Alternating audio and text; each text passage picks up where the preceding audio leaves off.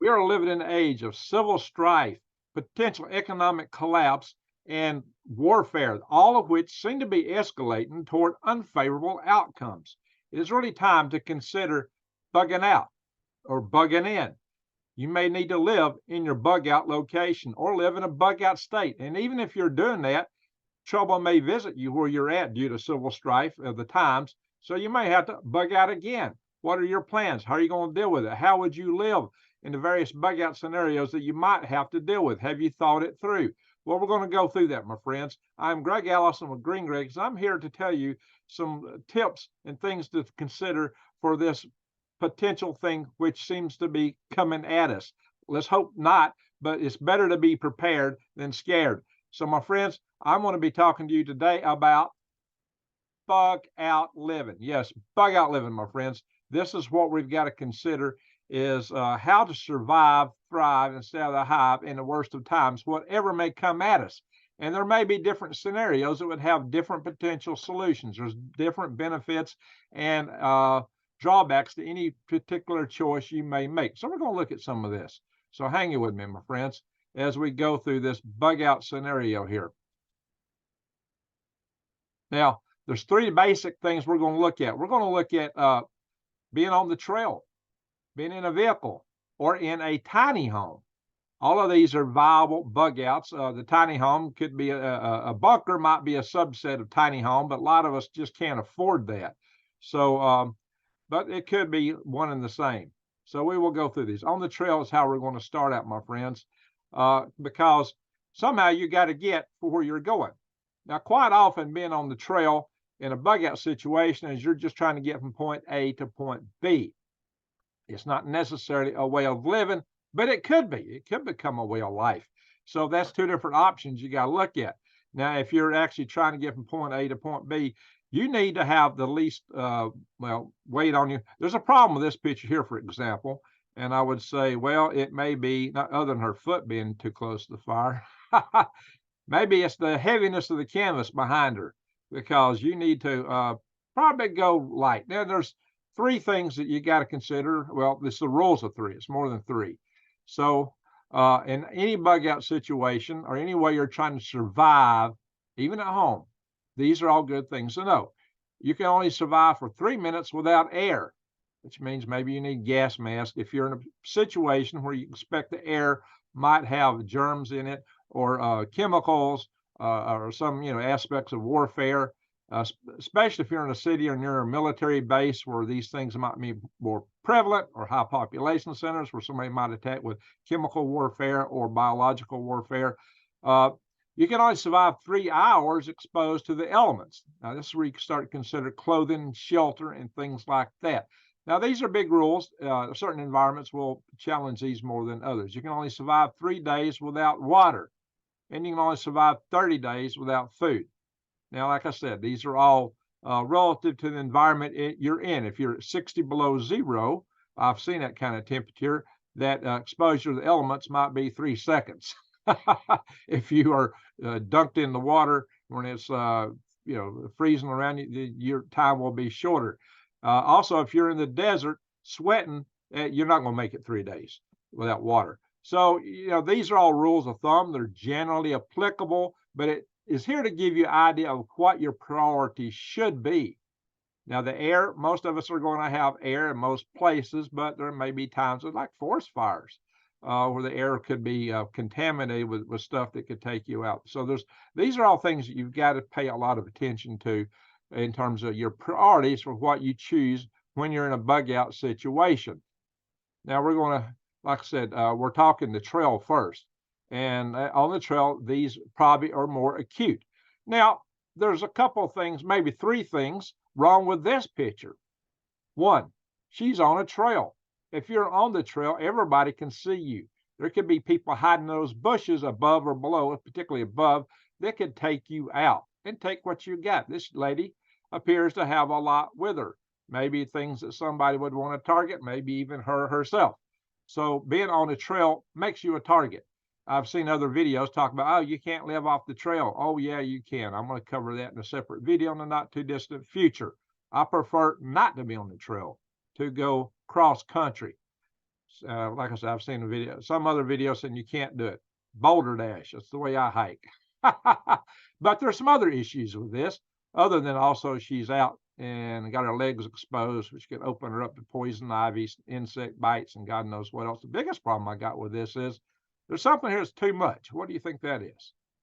How about that backpack? That might be fine while you're on a trail to a point if you're not going far, but that looks mighty heavy. Now, a lot of preppers would have you take the kitchen sink and everything else with you, but guys, that's probably more than you can bear for a long time. In fact, you're not going to make it that far at all. Yeah, I have gone on the Appalachian Trail with an 80-pound pack, but I used to also run 12 miles every other day, and I'll tell you what, that was pretty darn hefty for me.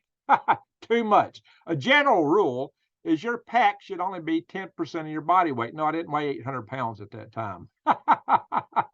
Really and truly, for you to get around, you need to pack lightly. How do you do that, Greg? I got to have all my stuff. Well, maybe if you got a bug out location you're going to, or you have a caches, which I like to call caches, of equipment out scattered about that, food, water, different supplies. I mean, think about it. We talked about the weather and the rules of three and exposure to elements. Well, sometimes you need light clothing and sometimes you need heavy clothing, but you can't carry everything with you at all times. This is why caches, whatever you want to call them, are really important to consider. You need to distribute your stuff, have places where you got things buried along the way that you might choose to go, whatever path you got. Little secret hideouts, and you need little clues to find them. That's a good thing to consider, if you will. So, like I said, there's a short-term mode. That is where you're just trying to get from point A to point B. In that case, you don't really need everything. What did I say about the rules of three? 30 days without food. Well, all your other preppers show you carrying all kind of stoves and food prep items and foods and all that stuff. You really don't need it. It really goes against that 10% body weight if you're trying to hump such heavy stuff and so much of it. Think minimalistically, kind of like those survivor shows where they give a person a choice of one item. What would be the one item you could take if you could only take one item with you? Again, you got to look at the essentials, shelter, clothing, fire, water, fire.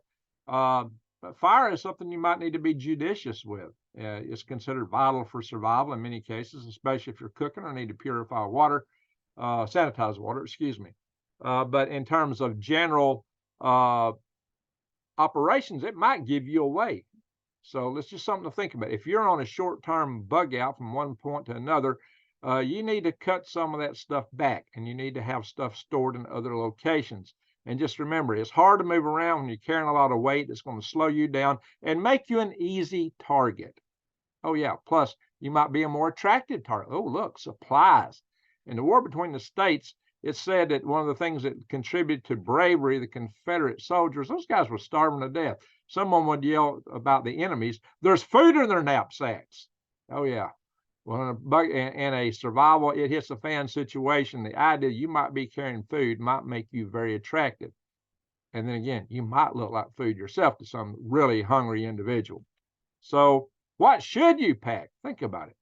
Light, very little. Something to make a fire, sure. I like to put magnifying glasses, ferro rods, and magnesium, of course. And hey, nothing better than a Bic lighter or 2 or 3 or 10. No, not 10. That gets you back up in the weight category I'm talking about.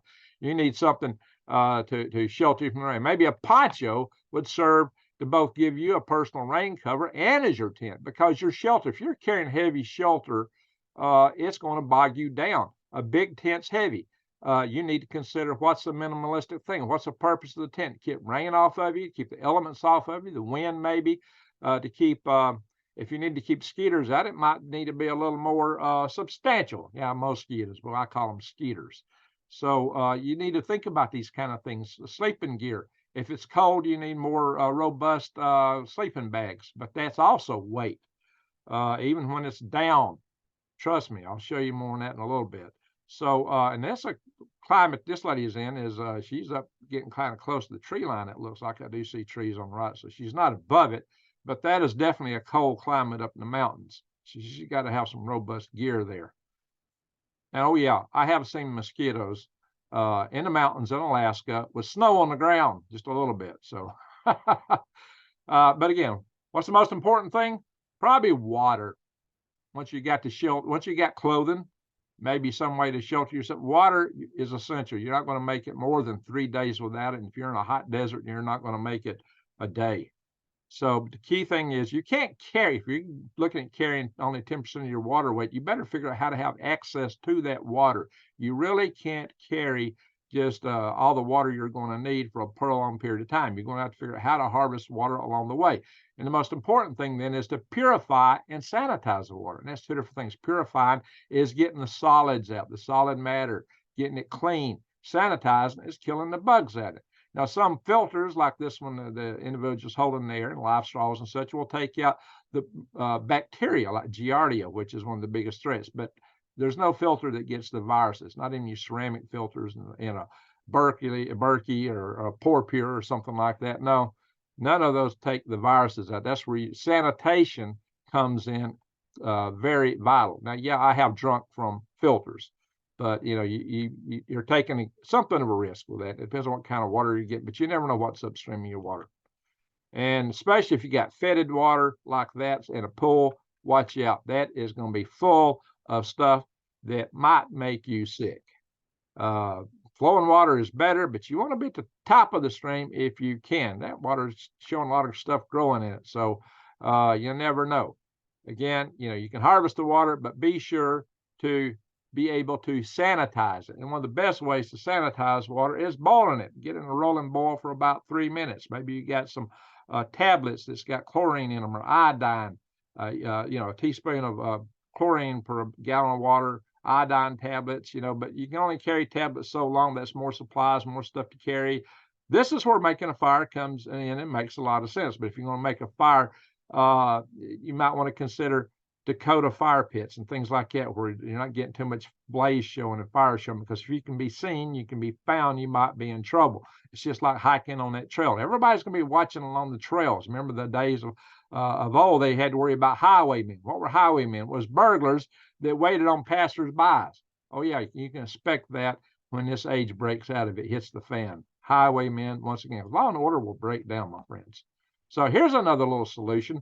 I'm showing here a little bottle of water, and I'm not a fan of bottled water, but what I am a fan of, because it comes with a lot of stuff in, like 250 million particles of nanoplastic in each bottle, typically, especially those bottles that's got all the wrinkles and crinkles in it. Now, that's a straight bottle there.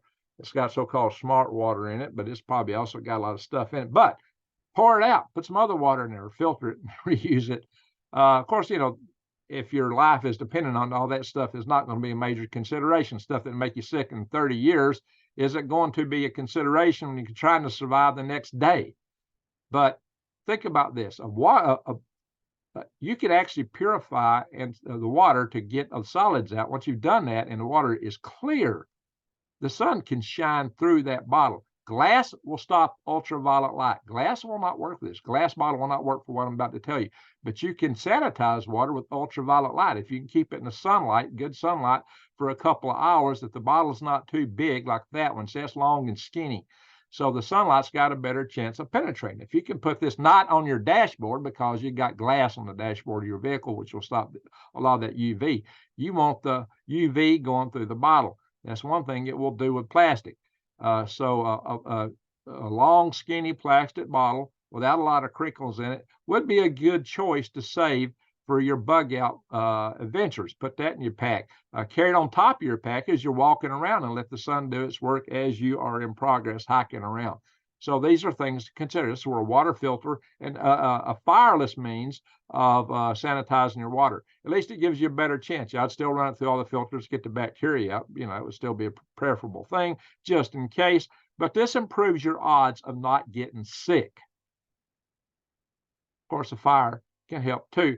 But a fire is also good for staying warm sometimes. In that case, you might want a bigger fire if you need it to stay warm. But you got to remember, it gives you away, especially a big fire like that. Oh yeah, this is at my location, guys. So here we are. And you got to consider clothing. You know, you lose most of your heat through your head. So something really warm to put on your head, something to put around your neck. Say, I got a makeshift scarf. It's not a regular scarf. It's another garment that I dual purpose. When you are in a bug out situation, you better consider what you can use in lieu of other things if you can't find it. I was really cold there and got sick from being cold, but when I took the right, this was out in the desert in Arizona on my property, but when I found the right countermeasures, I healed fast. So these are things you got to take in consideration when you are out in the elements, as I was there. All right, other things to consider, because everybody along the trail isn't necessarily going to be looking out for your best interest, like I mentioned, or maybe highwaymen, or the modern equivalent of that. Or you may even be in a combat situation almost due to civil strife. People may be after you. So good trail tactics, whether you're military or not, are something to take in consideration. One thing is you don't want everybody to be up too close to each other.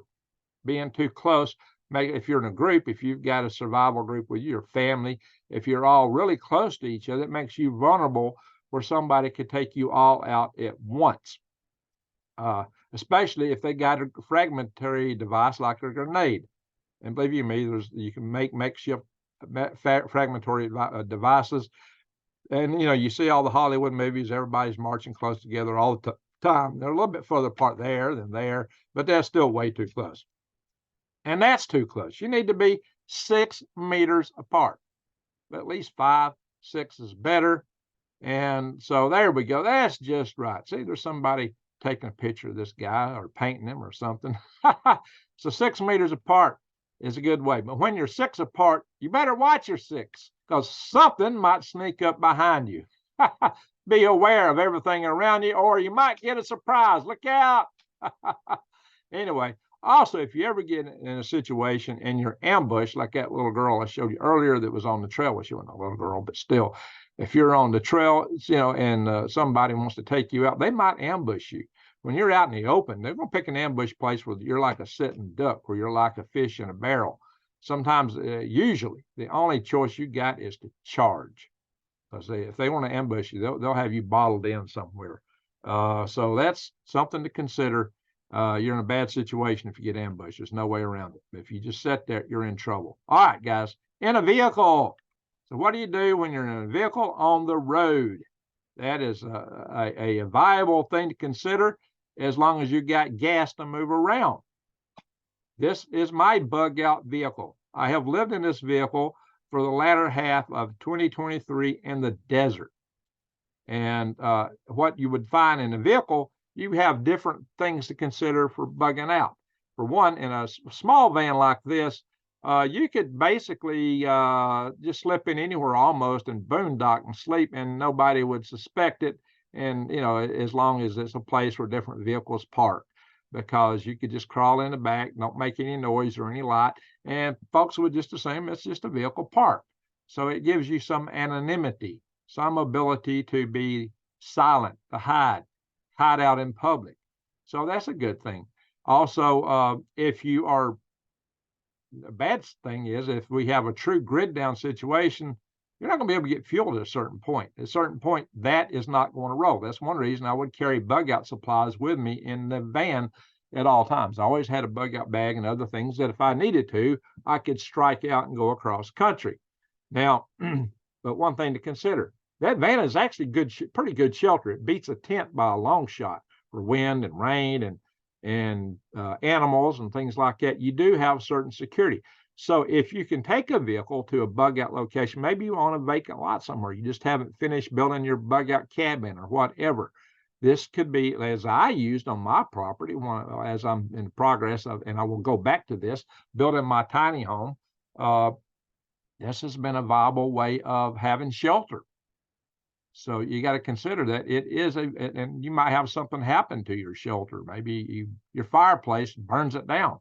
You could revert back to your vehicle if you had to. Also consider that if you have a vehicle and it hits the grid, it hits a fan situation, you probably would want to find a way to make it look inconspicuous, like maybe it's amongst a bunch of vehicles, or maybe find a way to camouflage. A big vehicle like this would be very difficult to camouflage, especially out in the desert. Maybe in a forest where you could cover it up with trees and branches, that might be easier.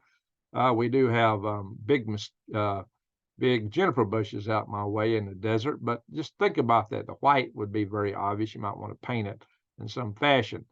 But then again, if you got painted camo and you're trying to do the urban boondocking on your way back and forth, that makes it conspicuous too. So just different things to consider. So a van like this is, the downside of a van like this is you don't have a lot of space in it. You're very constrained space-wise and also what you can carry. Now there's your luxury living for a bug out. I mean, you got all kind of room in a bus, but it's hard to be conspicuous when you're in a bus. It'll be a lot harder to boondock, especially if it don't look like a school bus, because you've covered a lot of windows and made it livable inside, which that's probably not the way to go there. Although the previous occupants of this bus, the previous owners actually did live in it. They hung curtains in it and they left it just like this. So they could arguably boondock in it, but you will be more conspicuous. But it does give you a lot more room, and you can carry a lot more stuff. And eventually, I'm going to use this thing as a U-Haul to move stuff to Arizona. But eventually, at some point in time, I will, if good Lord willing, and if bankruptcy don't take it from me, I will be converting this into a mobile home of sorts, an RV. Now, an alternate between the two is a really big cargo van. Now, this is a cargo van I've got. I'm probably going to sell this. So if you're interested, you might want to contact me. I've got to replace a relay to the fuel pump in it, because when I hook the battery up, the fuel pump runs continuously and runs the battery down. But it's a runnable, movable vehicle, and it's got more space than the vehicle I lived in by a good long shot. In fact, it is from the back part up to the double doors, that's 8 foot, and you got another 4 foot up there. So it's actually, even from the doors back, got more room than the van that I lived in for many months out in the desert. So there's a lot of room in a van like that, but this one just wasn't ready to take to the desert. So, and plus I had the bench seat in my other van, which I equipped to live in. Now, a lot of people actually live in cargo trailers, and this is a big one. This one's like 19 foot, no, it's 20 foot 6 inches on the inside from the back door to the peak up there. And it's 6 foot 6 inches wide inside, and it's 6 foot tall inside, so I can stand up in this. It gives you a lot of room.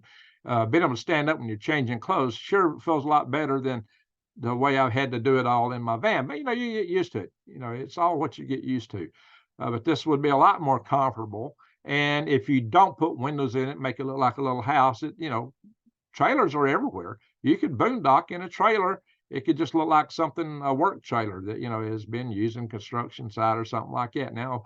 But to live in it, you probably want some ventilation. You'll be tempted to put windows in it. You might do it discreetly, but at some point, it's going to stick out a little bit. Maybe not as much as a bus, but it would stick out a little bit. So it could still be a target. But it does give you a degree of comfort greater than a cargo van like it, just mainly because you can stand up in. Now, there are vans you can stand up in with high ceilings on. That's a true statement, but they're also more conspicuous. And if folks think, well, you might be living in that.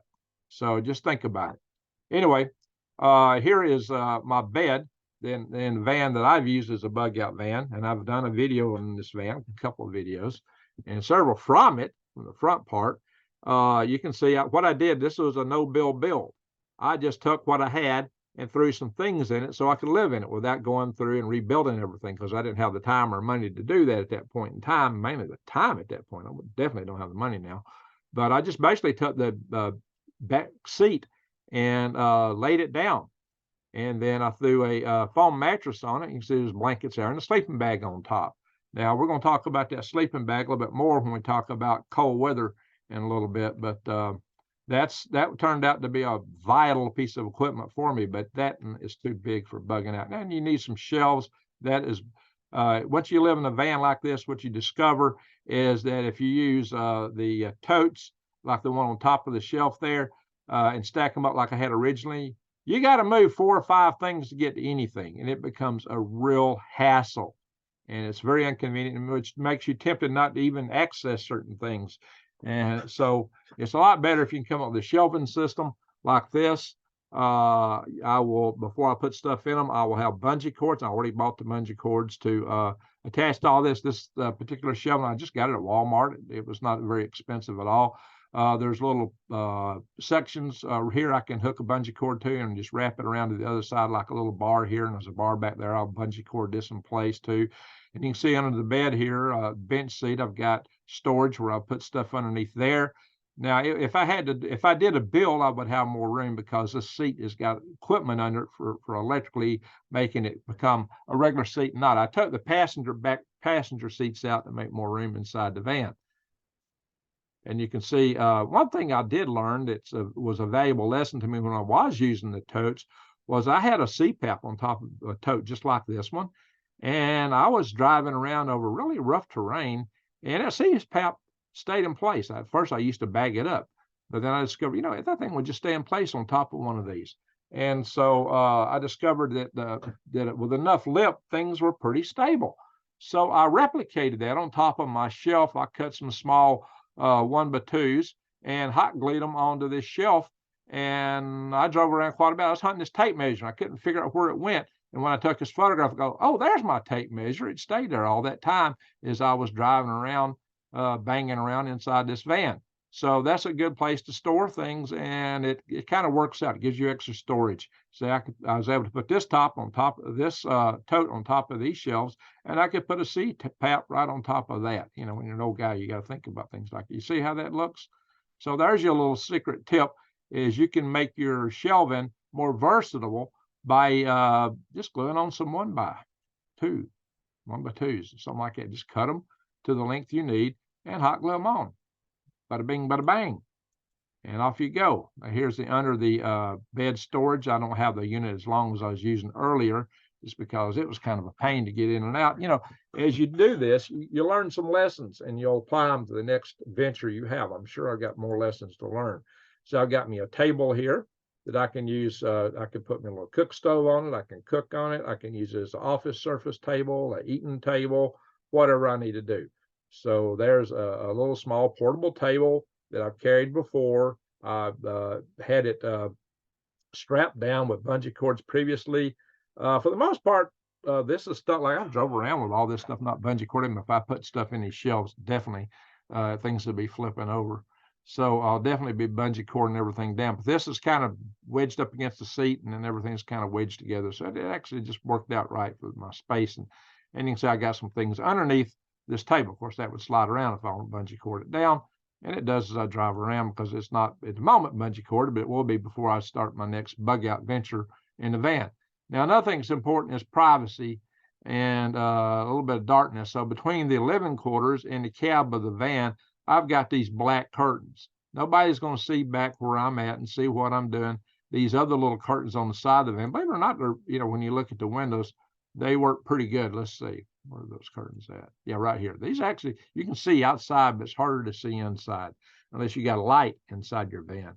If you use maybe a low light, it's kind of hard to tell what's going on in there. But, and if you can see these curtains from the cab side here, this is what it looks like. It's a pretty good barrier.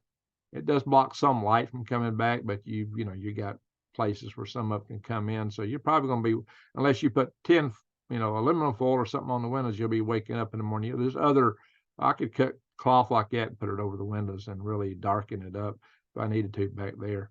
So if I'm really needing to sleep late for some reason, that might be a good move. Now, when you open the back doors, I'm also using the space underneath the bed on that side. And I've got storage there, as you can see. Now, this is the kind of stuff that's more hardware for vehicle needs, or maybe some camping type needs. So these are, jumper cords and stuff like that, tools.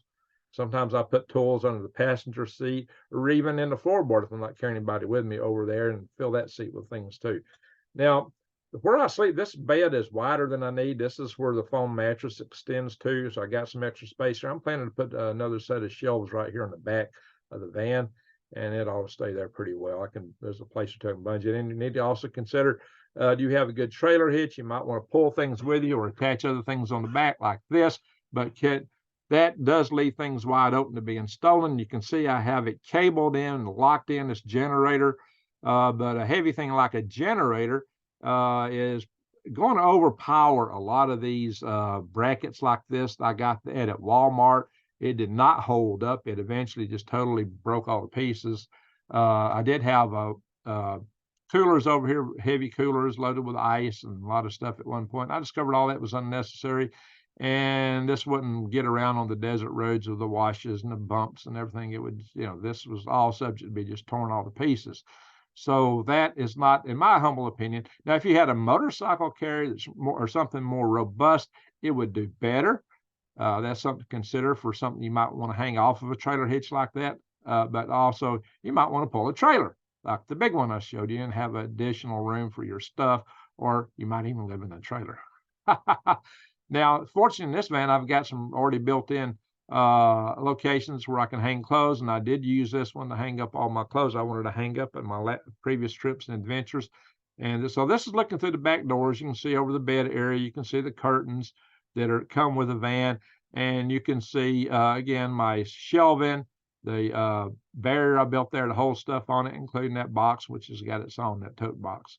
So it just gives you some ideas about what you could do. So this, and this is something that's built into this van. It's kind of an overhead light thing. It's kind of in my way, to be honest. I guess they thought it was a neat thing, but it's kind of takes away from the headroom. Now, one of the reasons I chose to outfit this van is because it had all kind of, this van was set up for camping. It had all kind of plugs in it. It had like these cigarette lighter plugs throughout the van, in the front and the back, 3 right there, just at a hand's reach from the driver's seat. There's 2 right there on the dashboard, and 1 on the floorboard, just right next to the driver's seat. So there was 3 different receptacles I'd use, and I also it came with a receptacle that I could plug in a cord from the outside and drive it in the van. And I did use that. I've used it quite a bit, actually, because that came in real handy. Now, you could always run a cord through a window, but then you got a cracked window. You can always stuff a towel in or something if you need to. Those are other options if you don't have a situation like this, or if you don't have time to make and build a plug-in access to your vehicle. Now, on top, I put solar panels. That's really a good thing, especially if you want to run a mini refrigerator, charge up your laptops and stuff. But what I would advise you to do is don't get the Harbor Freight system. That 100-watt solar panel, and this system was actually good for charging a battery. And I had a 12-volt battery, and it did charge up real nicely. But for some reason, these little outlet points wouldn't even charge my laptop. They charged my phone. I could run one of these little LED lights with. That's about all it was good for. So I'm not a fan of Harbor Freight by any shake or measure. So think about this. Think about what you might choose that's more robust for that purpose. Yeah, I was able to run these little LED lights. One of them broke off, so that's the only one I got left in it. I had one back here, but it was kind of hard to get to anyway. So that one still works. But, and it's got a little advantage. The Jackery, I found it to be deficient in being able to run my CPAP at night. That's the Jackery 290. So this is bigger one than the ones you get at Harbor Freight. This got 2 outlets on it, 2 regular standard plug-in outlets. You can put it on AC, as you can see here. You can run AC or DC out of this thing. You got your charger for your laptop and your cell phone. It would charge a laptop up, but overall, it's not that great. It takes forever to recharge these things. They have lithium-ion batteries, which in my opinion are dangerous. I'm not fond of that. So I'm not a fond of the Jackery. That thing was very expensive. The solar panels were expensive. By the way, there's a better deal you can get where you can get both the solar panels and a charging system that has the lithium iron phosphate batteries, which will charge many more charges than lithium ion, last longer, and is safer. And this price here for the whole package with the solar array is actually a fair bit less than I paid for the Jackery. And this deal, normally if you go to Grid Docker website, you're going to pay $4.97 for it. But if you go to my website, Prep with Greg, you can actually get it at that discount. Also, you'll get discounts on emergency long-term food there if you go to Prep with Greg. So check that out. You might want to always carry some of that with me too, some of the food. As long as I'm in my van. If I was bugging out, maybe only a pack or 2. But food brings a question, what do you do for sanitation? How do you wash up? How do you prepare? Well, most people that live in vans, a lot of them are actually just use spritz bottles of vinegar. and they wash everything with vinegar, because vinegar will typically kill germs in about 20 seconds. Alcohol does in about 8 seconds, by the way. And I also have spritz bottles of alcohol, but vinegar is what most of the people use to wash their dishes and everything, and for some other sanitation. But I do both, vinegar and alcohol. But there's my little vinegar spritz bottle, just for you to see. And here I am on a little stove top cooking, actually, chicken noodle soup. So there you go, chicken noodle soup. It's hard to beat. Now, but of course, when you eat, well, that causes you to have to go. And no matter where you're at, eventually you gotta go. When you gotta go, you gotta go. How do you do that in living in a van? Well, a lot of people do it. So one thing is the most frequent go is liquid. Now, if you're a guy, you can use containers that have a fairly large opening, but maybe not wide open. And you could put a cap back on it and seal it so it don't spill everywhere. Now, if you're a lady, something like one of those big extra large cups that you get tea in, like from some of your fast food places, might work. You could probably manage to use that, even from your seat, perhaps. But I have heard of people that would use these while, not a jug like that, but the smaller ones while they're driving. Don't do that. You run a great. That's one of the most distracted things you could possibly do driving. But I hear of people doing it all the time. They just open that up and pour it out the window or something like that. Don't do it. That's crazy. Do not do that. That really is worse than talking on a cell phone. But now, if you're going to use something like this, do consider. Just because it's got a wide top, don't mean it's got enough volume. These little Arizona tea containers are pretty decent. The gallon jug is even better. So, if you got to do something like this, at least pull off the road. Now, you could, with a smaller jar, not have to leave your seat. Yeah, I don't think you can use a jug from your seat, though, guys. But maybe when you're in the back of the van. Just something to consider, because you got to go. But, that's not the only kind of going you got to do, right? So there is the solid waste disposal. So you can actually go to Walmart and buy these toilet lids and just snap them on a 5-gallon bucket. And you can get these liners too. That's you can do your business in when it comes to the solid business, and it actually works out pretty good, believe it or not. And you can get a 5-gallon bucket from any place. So this one is from Ace Hardware. It says Ace is the place. So when you got to go, it's nice to know that Ace is the place. I think the Walmart bucket say "do it," or is it the Lowe's bucket? One of them just says "do it." I found funny slogans in all the bunch. I have to do a little expose on that one day. And have a place to hold your toilet paper or whatever means you got it, cleaning yourself up. Oh, yeah, it's the silky saw I got from Native Canadian Prepper, so I kept that handy too. It's neat when you got seat backs to store stuff in. Now, you also got to stay warm. This is the Little Buddy heater. I got one from Walmart. I think I got mine a fair bit cheaper than that. I think I paid like 60 something. Everybody told me when I was freezing to death out in Arizona to get a Little Buddy heater. So I thought, well, in the van, I want a small one. And I got one just like that you can just put right on top of a propane bottle. I discovered I couldn't use it because that thing filled just in a matter of a couple of minutes, filled my van with just the most noxious fumes. I couldn't stand it. There wasn't no crack in the window was going to do me any justice. I couldn't handle it. I couldn't stand it. I've had some people tell me the bigger ones aren't as bad. So that may be something to try again in the future, but I was not happy with the choice of the Little Buddy heater. I had so many people tell me to get the Little Buddy, and I used it for about a minute. That was it. That thing went in my storage building. Jeez. Now, what I did discover was that with a generator, I could run my CPAP and maybe a small little muffin heater. I mean, one that's like 400 watts. I did have a bigger heater I would run before I turned my CPAP on. I would switch heaters. So I was actually using electric space heaters in my van. Now, that little muffin heater that would put out 400 watts was not warm enough to keep the van, to get it above freezing point, because inside my windows would be covered with frost in the morning. It would actually stay below freezing because it got down to 12 degrees out there, and a little 400-watt heater by comparison, your body, most people put out a kilowatt of energy already. So I'm already a bigger heater than that little muffin fan was, but it helped. Muffin fan, I meant heater, that little bitty heater. I called it muffin heater because you got muffin fans, but it's the same analogy, a small, tiny little heater. It beat nothing, but that's all I could run because this Predator 2000 will trip if you put a bigger heater and a CPAP on at the same time. But otherwise, this thing will run all night. And the CPAP definitely warmed the air up going in my breathing passage, and it kept me from getting sick again. That, along with the proper gear to wear. Now, there is a bigger Predator that we borrowed. I had a friend lend it to me out there to use one of the power tools. And so when I was worried about an ice storm here in Huntsville area, here in the Tony area where I currently reside, where I'm about to sell this place, hopefully, I actually got one of these. I'm going to take it out there because this won't trip. I could probably run the bigger space heater if I had to with this and the CPAP together. This will not trip. It'll burn a little bit more fuel. It's not as fuel efficient as this guy, but it definitely can put out more power, as much as I'll need in my van for that kind of a purpose.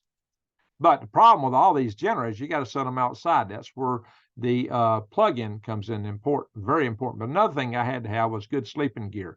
I had what's supposed to be a polar rated sleeping bag from years before, but I found it was no longer any good. It just wouldn't work. I was freezing to death in that thing.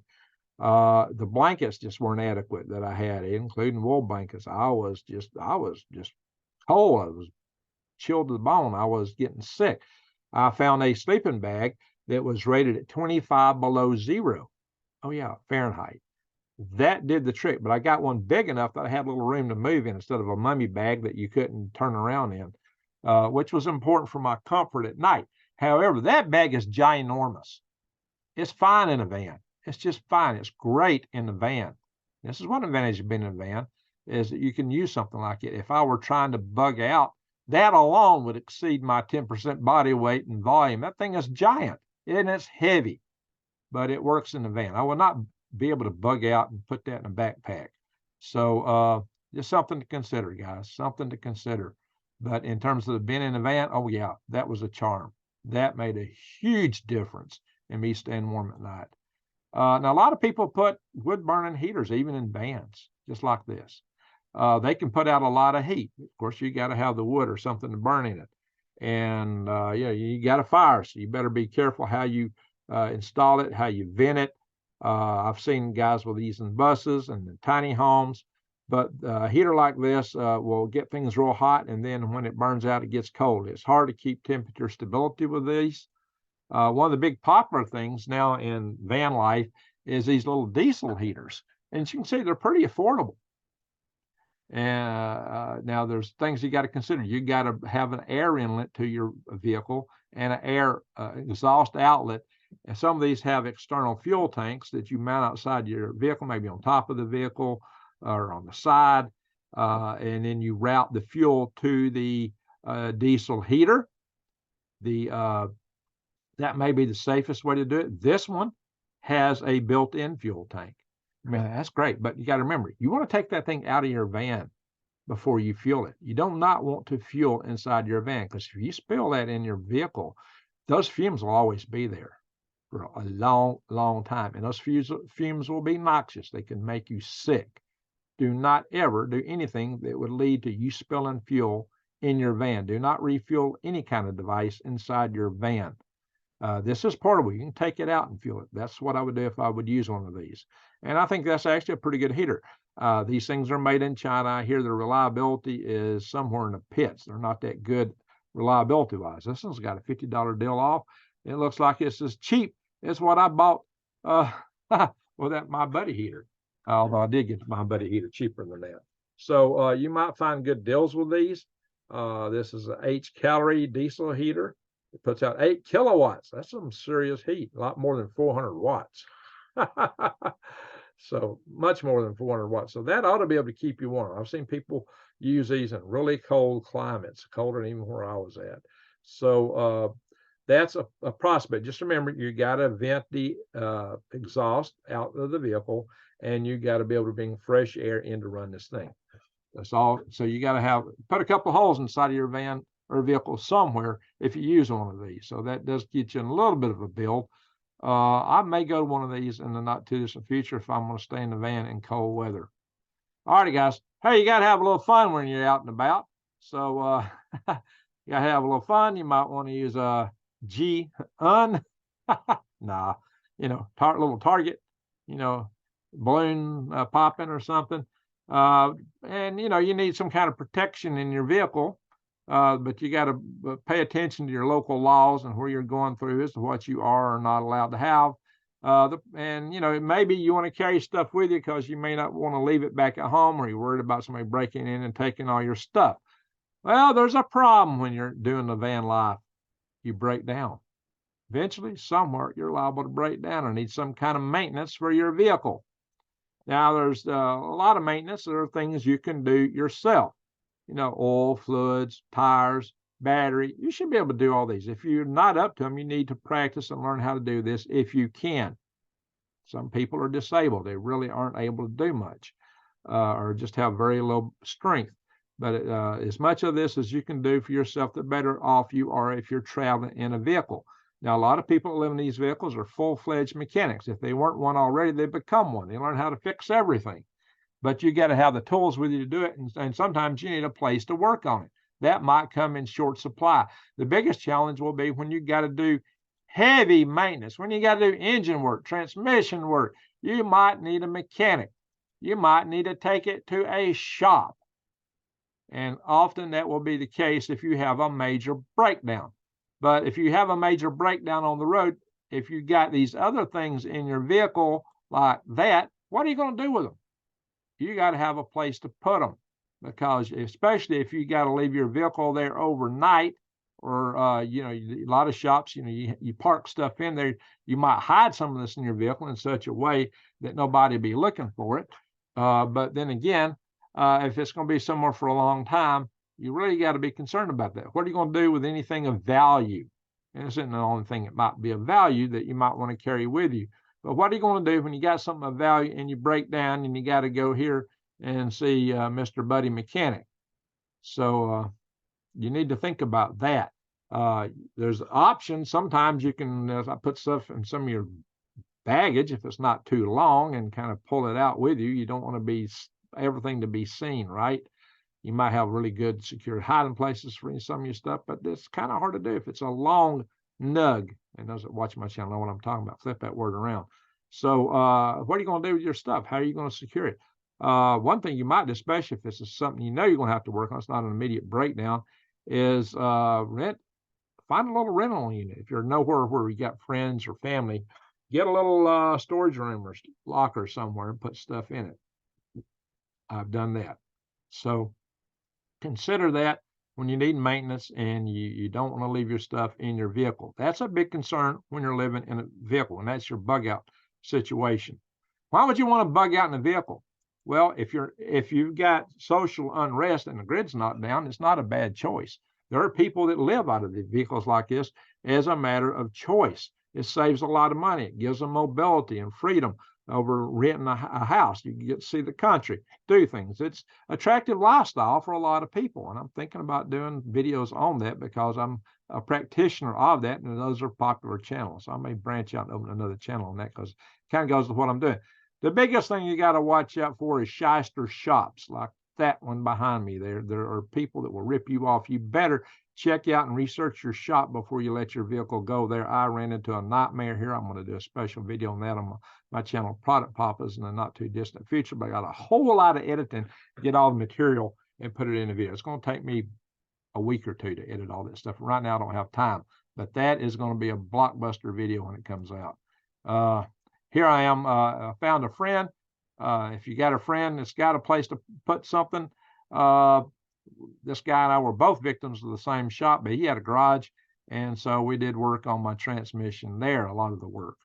And then again, this is the other van. I actually was going to take, I call this one Vanna White.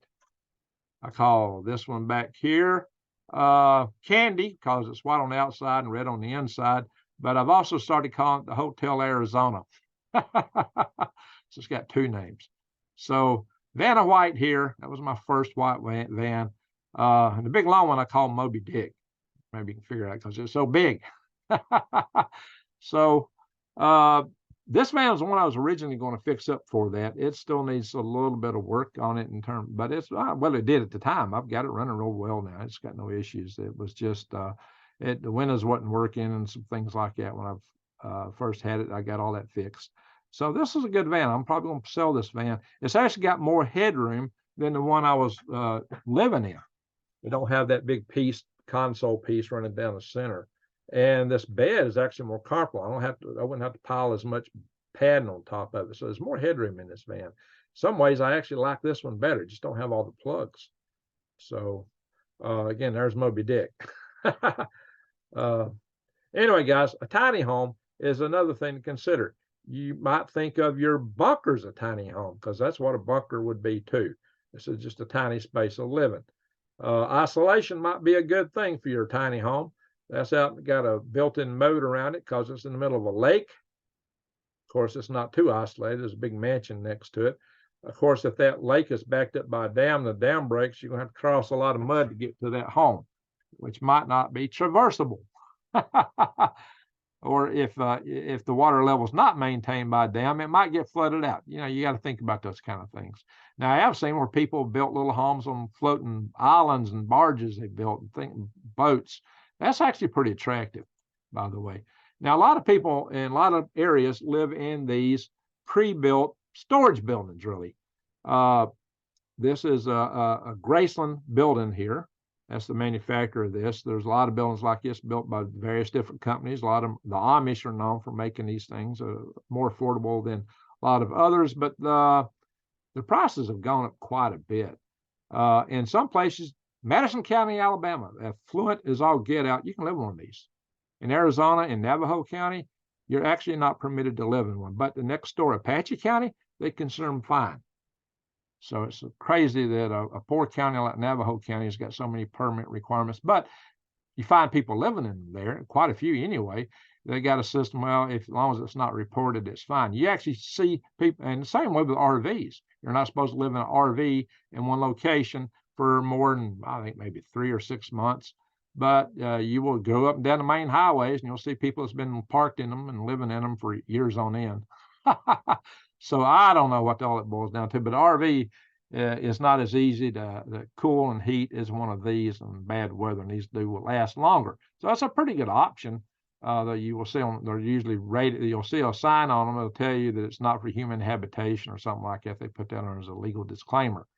So hey guys, Arizona is beautiful. Talk about sunsets. Well, the Arizona flag is a sunset.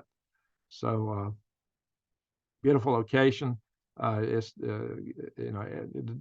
here I am building, starting to clear out where I'm going to put the tiny home I started building. I'm leveling the ground out there, preparing the site. Rented a tractor with a front end bucket on front end loader, and did a lot of work there. Most of the work was done by a buddy of mine, Scott Miller. Credits to him. He built the road in there, and he did a lot of the landscaping around there. I did have the area perk tested. That's a ginormous deep hole. Looks like a well, don't it? But no, it's actually only about 10 foot deep, but it looked a lot deeper. And they've covered that up after they did it. So here I am. I got it all leveled out. I'm starting to build the frame for the floor. So I'm going to just show a little bit about the build I was doing here. And I had a lot of good friends that chimed in and helped me out with this building project, including Carroll in Arizona. And a lot of my neighbors and friends in the area just chipped in and helped me out. Cargill's significant other. So, by the way, guys, so this is how we started. Everything's 2x6s here with exterior wood on the outside. So this is a real rugged build here.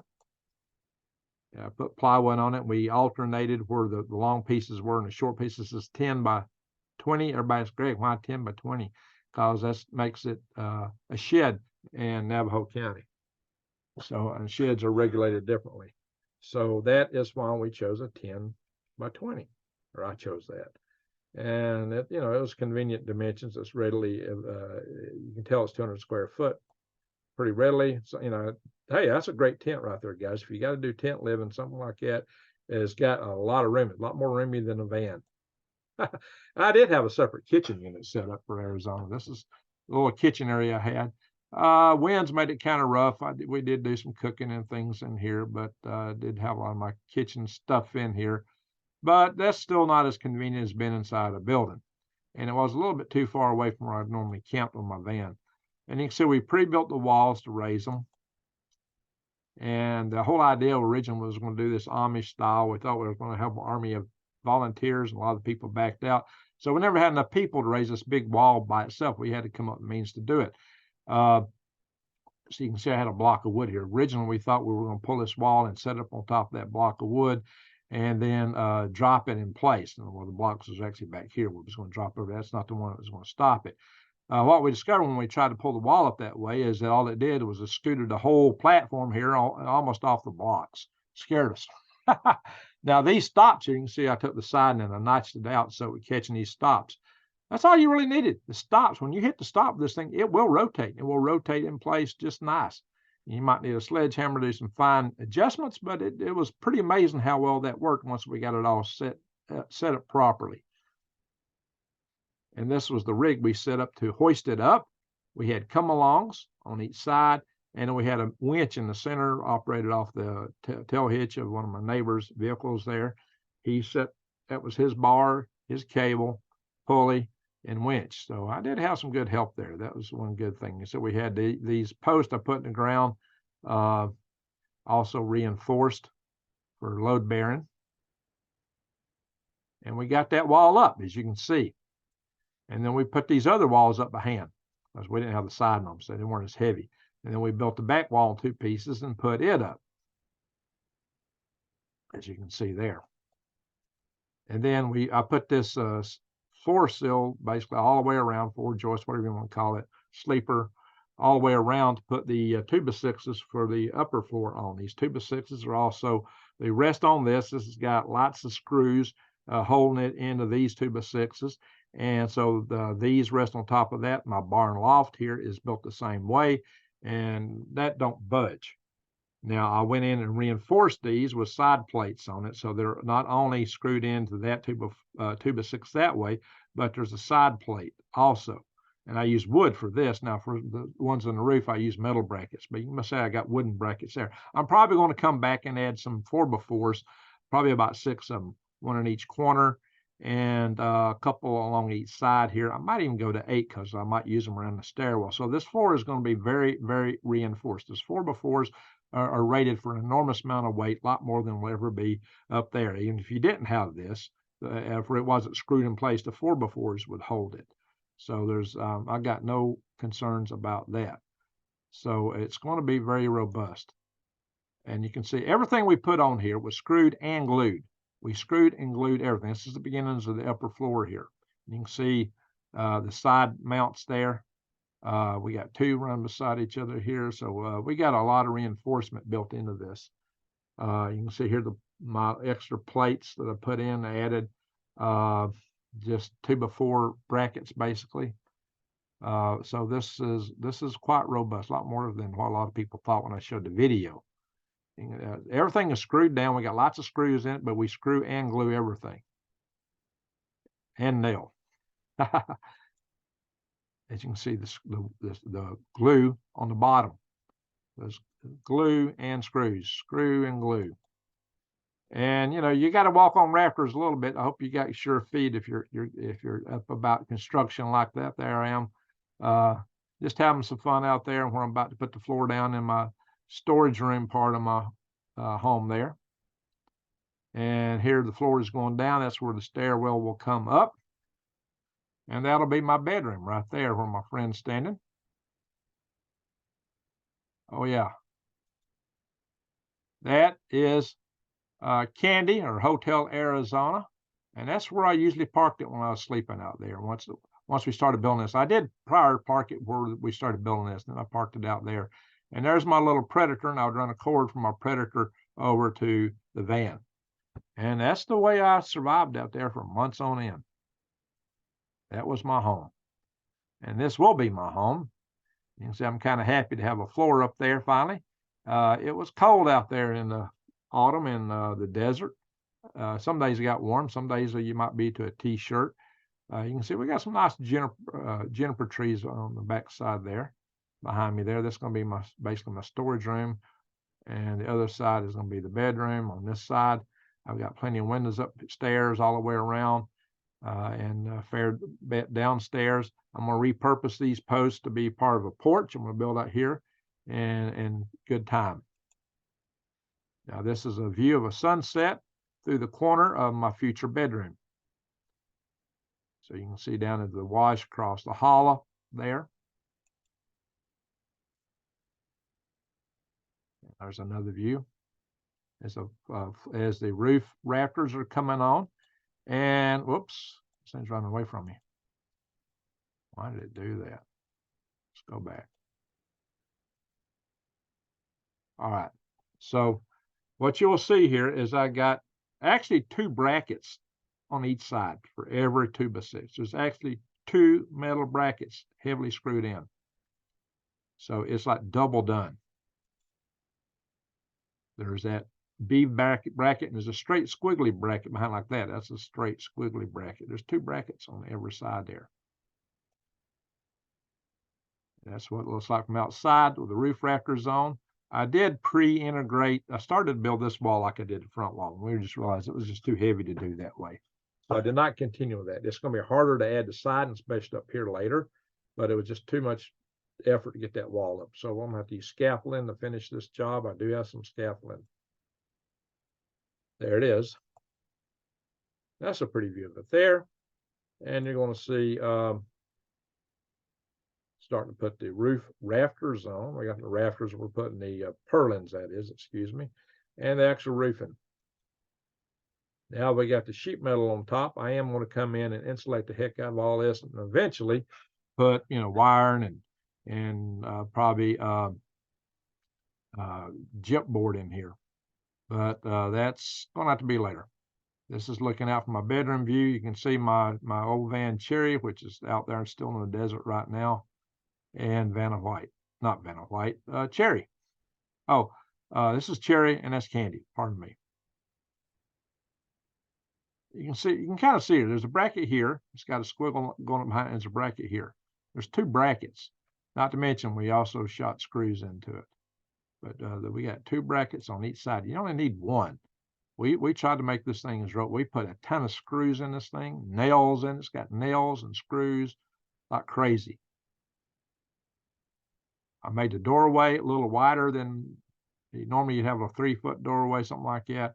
This is 4 foot. It's because it's a little shorter because I only put 7-foot ceilings in here. So I made, since the ceiling was only 7 foot, I made the doorway wider so I could get stuff in and out.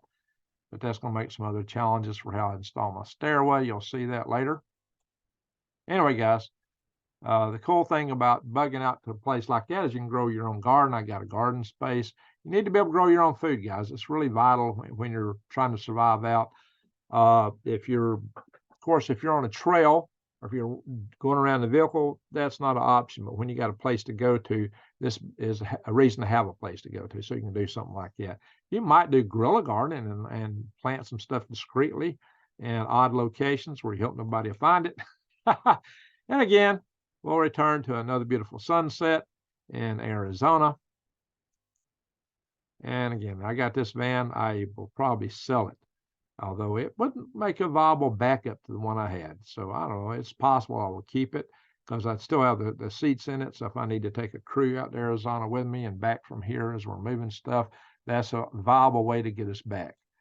So this is probably up for sale, though. It would make a good bug out van again because you got a lot of headroom. It's a very comfortable back seats, a very comfortable sleeping area as it is. And these seats here would come out. So I got a bunch of junk in it. Anyway, guys, just remember, no matter how bad it gets, never surrender. Like I'm always telling you guys, keep your eyes wide open and head on a swivel because there's a lot of stuff coming at us. And you got to be flexible.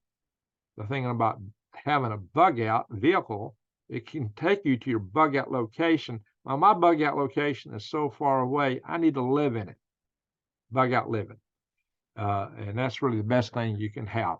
Now, if that position comes under duress, which is not very likely because there's very few people around there and everybody that's adjacent to me is got nuggets to the teeth. And they can't keep an eye on things. So I got really good neighbors, a really good location, and it's just it's a long one-way road to where I'm at. You're not going to come down that road to do anything but see me, and I'm going to know you're coming.